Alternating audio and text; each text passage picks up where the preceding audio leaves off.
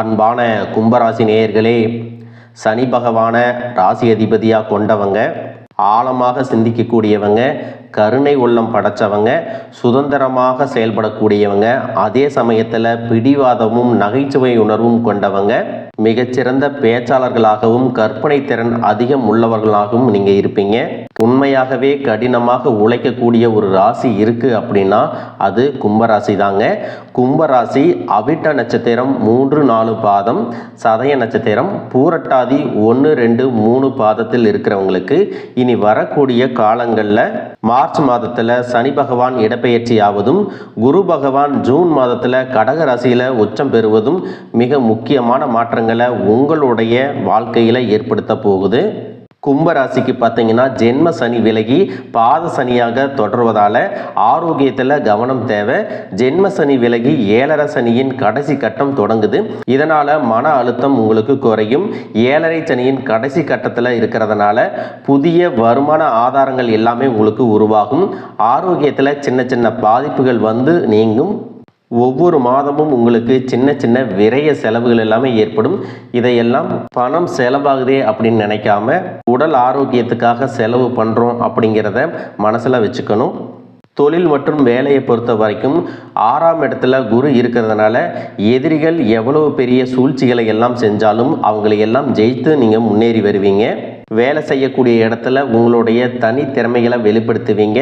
உங்களுடைய திறமை மற்றும் உண்மையான உழைப்பு காரணமாக உங்களுக்கு பதவி உயர்வு, வருமானம் அதிகரிக்கிறது, இது எல்லாமே நடக்க போகுது. நிதியை பொறுத்த வரைக்கும் மருத்துவ செலவுகள் உங்களுக்கு அடிக்கடி வந்துட்டு தான் இருக்கும். நீங்கள் நிதானமாக செயல்பட்டீங்க அப்படின்னா அதையெல்லாம் நீங்கள் சேமிக்கலாம். குடும்பத்தை பொறுத்த வரைக்கும் வெளி வட்டாரத்தில் உங்களுடைய மதிப்பு கூடும். கணவன் மனைவி கிட்ட ஆரோக்கியமான சின்ன சின்ன வாக்குவாதங்கள் ஏற்படலாம். குழந்தைகளுடைய வாழ்க்கை மற்றும் கல்விக்காக கொஞ்சம் வருத்தப்படுவீங்க. அந்த வருத்தங்கள் நீங்கி சில மாதங்களிலேயே உங்களுக்கு மன மகிழ்ச்சியை கொடுக்க போகுது. உங்களை பொறுத்த வரைக்கும் நீங்கள் நல்லதையே செஞ்சாலும் நல்லதையே நினச்சாலும் உங்களை சுற்றி நடக்கக்கூடிய விஷயங்களும் மற்றவங்க உங்கள்கிட்ட பேசக்கூடிய வார்த்தைகளும் அவ்வளவு பாசிட்டிவாக இல்லை. இதையெல்லாம் மறந்து தான் உண்டு தான் வேலையுண்டு அப்படின்னு நீங்களாக இருந்தாலும் ஏதோ ஒரு கவலை, ஏதோ ஒரு குழப்பம் உங்கள் மனசுக்குள்ளே இனம் புரியாத ஒரு வலி இருந்துகிட்டே இருக்கும்.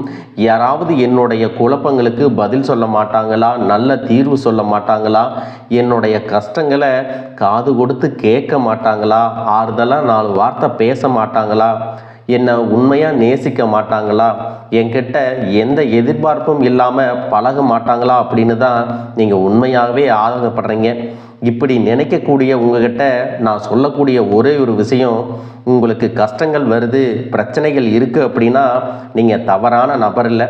இந்த வாழ்க்கை உங்களுக்கு சில பாடங்களை கற்றுக் கொடுக்குது. இப்போ வரைக்கும் பார்த்தீங்கன்னா இந்த கஷ்டங்களை எல்லாம் கொஞ்ச நாள் இருக்கும், அதுக்கப்புறம் இதுவெல்லாம் சரியாயிரும் அப்படின்னு சொல்லிட்டு எல்லாரையும் போல் நீங்கள் சாதாரணமாக கடந்து போயிட்டு தான் இருக்கிறீங்க. ஆனால் உங்களை பொறுத்த வரைக்கும் ஜோதிடம் அப்படிங்கிறது மந்திரம் கிடையாது. ஆனாலும் இதில் இருக்கக்கூடிய உண்மை என்னன்னா, ஜோதிடம் உங்களுக்கு நம்பிக்கையை கொடுக்கும். நீங்கள் இப்போ இருக்கக்கூடிய சூழ்நிலை எதுவாக இருந்தாலும் அது நிரந்தரம் கிடையாது. உங்கள் வாழ்க்கை இன்னும் முடிஞ்சு போகலை அப்படிங்கிறத நீங்கள் உணர வேண்டிய காலம். இப்போ நீங்கள் இருக்கக்கூடிய கடன் பிரச்சனையாக இருக்கலாம், கணவன் மனைவி பிரச்சனையாக இருக்கலாம், காதல் தோல்வியாக இருக்கலாம், வேலை இல்லாமல் இருக்கலாம். உங்களுடைய வாழ்க்கையில் நடக்கக்கூடிய விஷயங்கள் எல்லாம் பார்த்து நீங்கள் சகிப்புத்தன்மையெல்லாம் இழந்து ரொம்பவே மன அழுத்தத்தால் கூட நீங்கள் பாதிக்கப்பட்டிருக்கலாம். உடம்பு சரியில்லாமல் ஹாஸ்பிட்டலில் அட்மிட் கூட ஆகியிருக்கலாம். மருத்துவ செலவுகளை அதிகமாக செஞ்சுட்டு கூட இருக்கலாம். குழந்தைகளுடைய படிப்பு, திருமணம், அவங்களுடைய பழக்க வழக்கம் இப்படி இருக்கு, எதிர்காலம் எப்படி இருக்க போகுதுன்னு அவங்க எதிர்காலத்தை நினச்சி பயந்துட்டு கூட இருக்கலாம். எதுவாக இருந்தாலும் ஒன்றை மட்டும் நீங்கள் தெளிவாக புரிஞ்சுக்குங்க, உங்களை சுற்றி நடக்கக்கூடிய எல்லா விஷயங்களும் உங்களை அழிக்கிறதுக்காக வரலை, உங்களை மாற்றுறதுக்காக வந்திருக்கு. ஒரு புதுவிதமான வாழ்க்கையை எதிர்காலத்தில் நீங்கள் வாழ்கிறதுக்கு ஒரு அடித்தளத்தை கொடுக்குது அப்படிங்கிறத நீங்கள் ஏற்றுக்கிட்டு தான் ஆகணும். இன்னும் சில பேர் சொல்லலாம், இந்த பிரச்சனைகள் எல்லாம் எனக்கு கொஞ்ச நாளாக இருந்தால் பரவாயில்ல, ரொம்ப வருஷங்களாக இப்படி தான் இருக்குது, எனக்கு சுத்தமாக நிம்மதியே இல்லை, என்னுடைய பேச்சை யாருமே கேட்க மாட்டேங்கிறாங்க, குடும்பத்தில் சந்தோஷம் இல்லை, என்னை எல்லாரும் ஏமாத்துறாங்க, எனக்கு பிடிச்ச சின்ன சின்ன விஷயங்களை கூட என்னால் செய்ய முடியல, நான் நல்லா சாப்பிட்டது ரொம்ப நாள் ஆச்சு, நிம்மதியாக என்னால் தூங்க முடியல, எனக்கு உடல் ஆரோக்கியம் சரியில்லை, இதெல்லாம் எப்போ தான் எனக்கு சரியாகும் அப்படின்னு ரொம்பவே நீங்கள் நெகட்டிவாக தான் எல்லாத்தையும் யோசிச்சுட்டு இருக்கிறீங்க. முதல்ல அந்த நெகட்டிவான விஷயங்களை நீங்கள் நினைக்கிறத மாற்றிக்கணும்.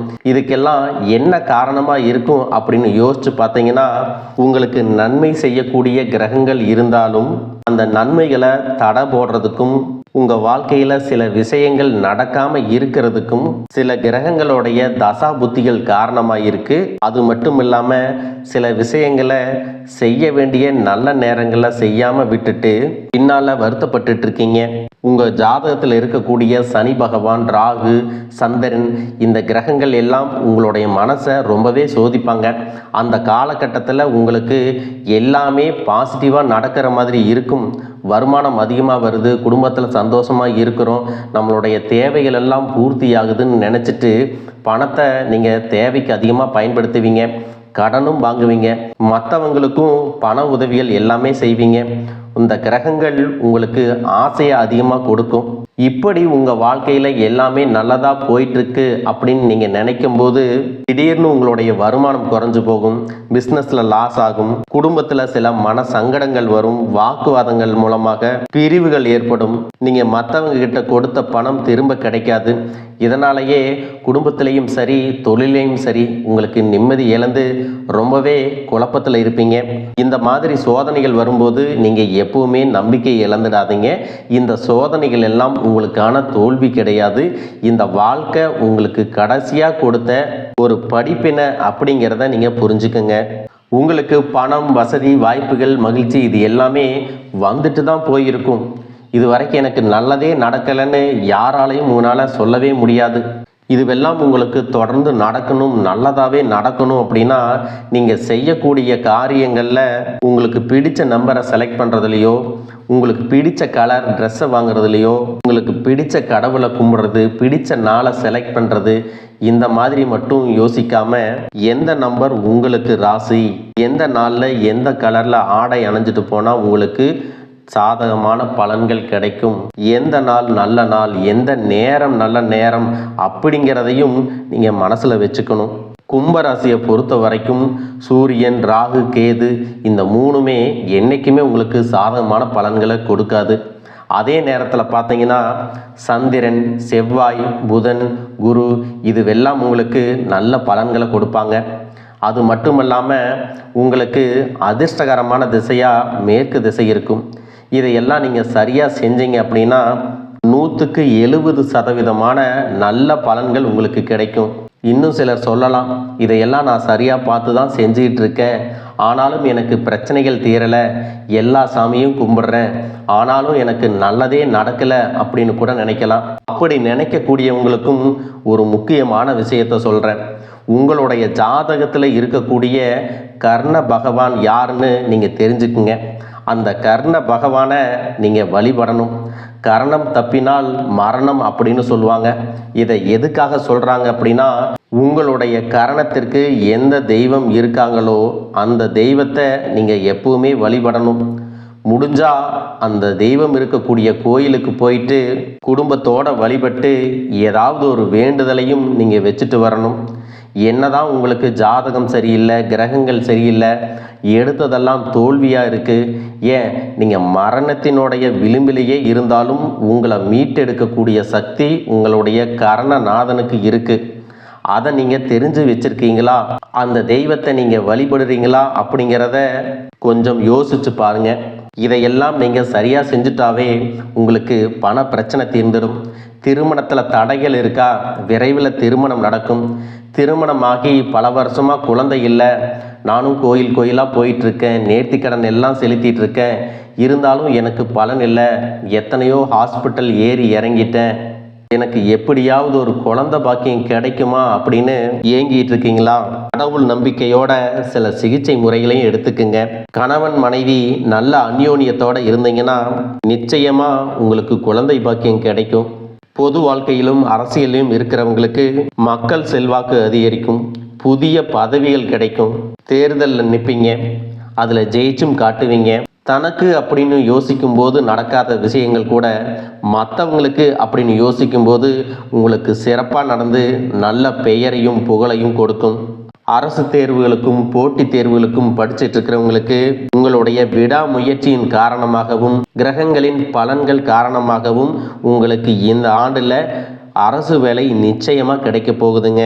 தன்னுடைய வாழ்க்கை துணை தவறான செயல்களை செய்யறாங்க, அவர்களோடு பொருந்தி போகாம விவாகரத்து பெற்று தனியா இருக்கிறீங்களா, அவங்களுக்கு இரண்டாவது திருமணத்திற்கு முயற்சி செஞ்சீங்கன்னா உங்களுக்கு மனசுக்கு பிடிச்ச மாதிரி நல்லதொரு திருமணம் நடக்கும்.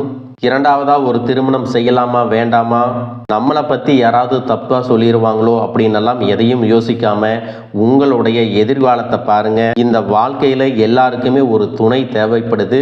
இதையெல்லாம் நீங்கள் முழுசாக புரிஞ்சுக்கிட்டீங்கன்னா உங்களுக்கு நல்ல துணை அமையும். இன்னும் சிலர் எனக்கு இந்த திருமணமே வேண்டாம், நான் இப்படியே இருந்துடுறேன் அப்படின்னு தன்னுடைய வாழ்க்கையை ஏனோ தானோ அப்படின்னு வாழ்ந்துட்டு வருவாங்க. அந்த மாதிரி இருக்கக்கூடியவங்களுக்கு குரு பெயர்ச்சிக்கு பிறகு மனநிலையில் மாற்றம் வரும். புதிய திருமண முயற்சிகள் எல்லாமே கைகூடும். சொத்து பிரச்சனை சம்பந்தமாக நீதிமன்றத்தில் வழக்குகள் இருக்குது, குடும்பத்துக்குள்ள சண்டை சச்சரவுகளாக இருக்குது அப்படின்னாலும் அதுவெல்லாம் உங்களுக்கு சுமூகமாக முடியக்கூடிய காலமாக இனி வரக்கூடிய காலங்கள் இருக்க போகுது. ராகு கேது பெயர்ச்சிக்கு பிறகு ஆன்மீகத்தில் உங்களுக்கு அதிகமான ஈடுபாடு இருக்கும் மற்றும் உங்களுடைய உடல் ஆரோக்கியத்தில் அதிகமான விருப்பத்தை செலுத்துவீங்க. உடல்நிலை சீராகும். உங்கள் மனதில் இருக்கக்கூடிய மன குழப்பங்களுக்கு நல்ல தீர்வு கிடைக்கும். முகத்தில் ஒரு தெளிவு இருக்கும். நிம்மதியான ஒரு வாழ்க்கையை இனி வரக்கூடிய காலங்களில் நீங்கள் அனுபவிக்க போகிறீங்க. இதுவெல்லாம் உங்களுக்கு மட்டுமல்ல, உங்களை சார்ந்தவர்களுக்கும் ஒரு சந்தோஷத்தை கொடுக்கக்கூடிய காலமாக இருக்க போகுது. உங்களுடைய மனசில் அமைதி இருக்கும். புதிய சிந்தனைகள் பிறக்கும். இந்த விஷயங்கள் எல்லாம் என்னுடைய வாழ்க்கையில் நடக்குமா, என்னுடைய எதிர்காலம் நல்லா இருக்குமா அப்படின்னு என்றைக்கும் கேள்விக்குறியோடு இருக்காதீங்க. முழுசாக நம்புங்க. உங்களுடைய எண்ணங்கள் தான் உங்களுடைய வாழ்க்கையை தீர்மானிக்க போகுது. இதையெல்லாம் கெடுக்கிறதுக்கும் தடுக்கிறதுக்கும் உங்களுக்கான எதிரிகள் துரோகிகள் எல்லாரும் சில விஷயங்களை செய்யத்தான் செய்வாங்க. அப்படி உங்களுக்கு கெட்டதை செய்கிறவங்க அந்த கெட்ட விஷயங்களாலேயே பல பிரச்சனைகளில் மாட்டி உங்கள் கண் முன்னாடியே தோற்று போவாங்க. இன்னும் சொல்லப்போனால் உங்களை காலில் விழாத குறையா மன்னிப்பும் கேட்பாங்க. மன்னிக்கிறதும் மறக்கிறதும் மனித குணமாக இருந்தாலும் இதெல்லாம் உங்களுக்கு வாழ்க்கையில் ஒரு அனுபவ பாடம் அப்படிங்கிறத மனசில் பதிய வச்சுட்டு நீங்கள் முன்னோக்கி போயிட்டே இருங்க. இந்த வாழ்க்கை உங்களுக்கு பிடிச்ச மாதிரியே எல்லா விஷயங்களையும் இன்னும் 3 மாதங்களில் கொண்டு வந்து கொடுக்க போகுது. வாழ்க வளமுடன், வாழ்க பல்லாண்டு.